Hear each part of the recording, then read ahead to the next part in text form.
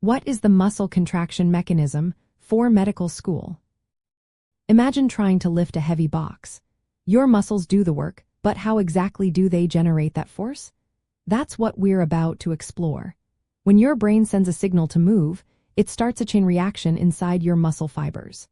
Muscles are made up of many tiny fibers, each containing smaller units called myofibrils. These myofibrils are packed with even smaller structures called sarcomeres, which are the basic units responsible for muscle contraction.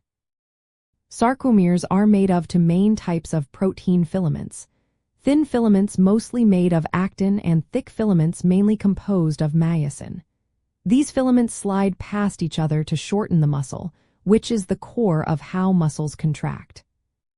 The process begins at the neuromuscular junction, where a nerve cell communicates with a muscle fiber. When a nerve impulse reaches the end of the nerve, it releases a chemical called acetylcholine into the space between the nerve and muscle. This chemical binds to receptors on the muscle's surface, causing tiny channels to open and sodium ions to rush into the muscle fiber. This influx of sodium changes the electrical charge across the muscle membrane, creating an action potential. This electrical signal then travels along the muscle fiber's surface and down into the fiber through structures called transverse tubules.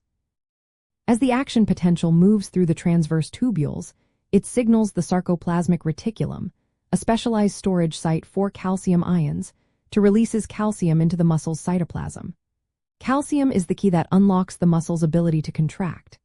It binds to a protein called troponin, which is attached to the actin filaments. When calcium binds to troponin, it causes a change that shifts another protein called tropomyosin away from the binding sites on actin. This exposes the sites where myosin heads can attach.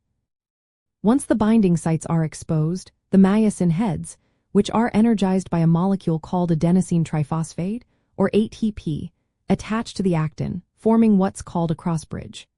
The myosin heads then pivot, pulling the actin filaments toward the center of the sarcomere in a movement called the power stroke. This shortens the sarcomere, and because many sarcomeres contract together, the entire muscle shortens and produces force.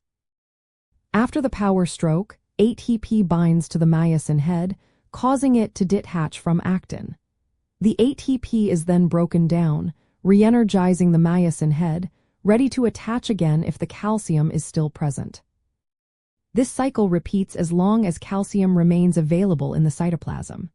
When the nerve signal stops, calcium is actively pumped back into the sarcoplasmic reticulum, which causes calcium levels in the muscle to drop.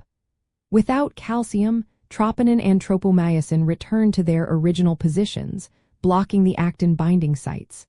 This stops the crossbridge formation, and the muscle relaxes. Muscle contractions can be of different types. Isometric contractions happen when the muscle generates force but doesn't change length, like holding a heavy object in place. Isotonic contractions involve the muscle changing length, either shortening during a lift or lengthening when lowering a weight. Understanding this process is essential in medical school because it links anatomy, biochemistry, and physiology. It explains how movement occurs, how muscles produce heat, and what happens during muscle diseases or when drugs interfere with neuromuscular function.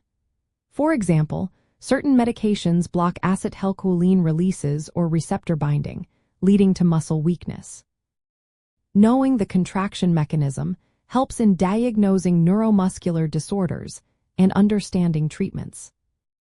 So, in essence, muscle contraction is a finely tuned cycle of electrical signals, calcium releases, cross-bridge formation, and energy use.